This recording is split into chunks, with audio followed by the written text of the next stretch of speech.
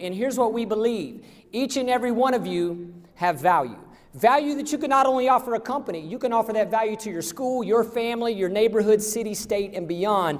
But here's the major challenge we're running into. As I crisscross this country speaking on campuses, here's the problem.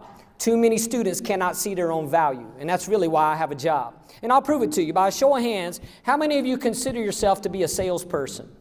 One, two, a few. Let me rephrase that question. How many of you have ever convinced your parents to buy you something? Welcome to the sales department. Isn't it true? Isn't it true that everyone's selling something? I was in the mall with my daughter. She said, "Daddy, do you want to go to Starbucks before lunch or after lunch? Either way, what does she get?" You guys are geniuses at the way you phrase this stuff. I think that's brilliant. It wasn't a matter of if we were going. It was when, before or after lunch. Either way, she's drinking coffee. I remember a Friday night game night at her high school. She wanted to stay out later after the game at an event that's going on. Past curfew, past what we're going to let her stay out. But you guys don't come out and ask straight up. No, that night, that day I came home, the house is clean, dinner cooked, table set. She's like overly happy. I'm like, "What's wrong?" She said, "Nothing, Dad. Let me make your plate." Now I'm getting nervous, right?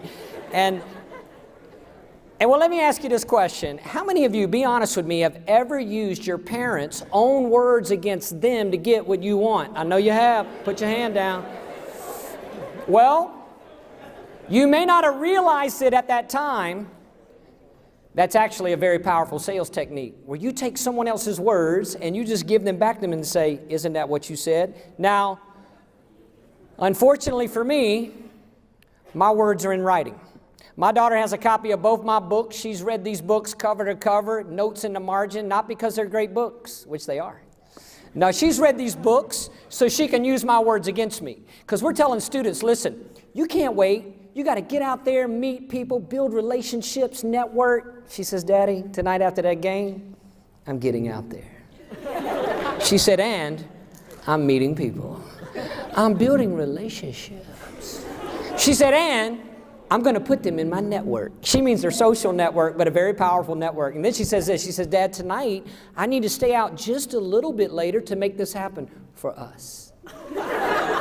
Not me, but us. And as parents, educators, we call that manipulation because it's manipulation.